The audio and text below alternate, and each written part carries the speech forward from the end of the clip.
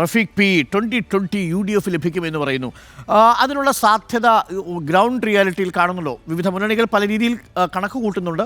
പക്ഷേ 2019 ആവർത്തിക്കാനുള്ള സാധ്യതയില്ല എന്നതാണ് നമുക്ക് മനസ്സിലാക്കാൻ സാധിക്കുന്നത്. LDF കൺവീനർ 90% BJP എന്ന് പറയുന്നുണ്ട്. അത് ശോഭാ സുരേന്ദ്രൻ്റെ ആരോപണമാണ്. അത് EP ജയരാജൻ നിഷേധിച്ചിട്ടുണ്ട്. പക്ഷേ എന്തിനാണ് ആക്കുളത്തെ മകൻ്റെ വീട്ടിൽ കൊച്ചുമകൻ്റെ പിറന്നാളിന് കേരളത്തിൻ്റെ ചുമതലയുള്ള പ്രഭാരി കൂടിയായ പ്രകാശ് ജാവദേക്കറുമായി കൂടിക്കാഴ്ച നടത്തിയത്? അതൊരു കേവലം ചായ കൂടി മാത്രമാണെന്ന് അരിയാഹാരവും കഴിക്കുന്ന ആരും വിശ്വസിക്കാൻ സാധ്യതയില്ല. എന്തായാലും കൂടിക്കാഴ്ച നടന്നു. അത് തീർച്ചയായും രാഷ്ട്രീയ സന്ദർശനം തന്നെയായിരുന്നു. വ്യക്തിപരമായ സന്ദർശനം നടത്താൻ ഇവർ പഴയ നഴ്സറി സ്കൂളിലെ കൂട്ടുകാരൊന്നുമല്ലല്ലോ. അപ്പോൾ അതുകൊണ്ട് അതിൽ രാഷ്ട്രീയമായ ചർച്ചകളൊക്കെ നടന്നിട്ടുണ്ടാവാം. പക്ഷേ അതൊന്നും കാര്യമായി ഏശിയിട്ടില്ല.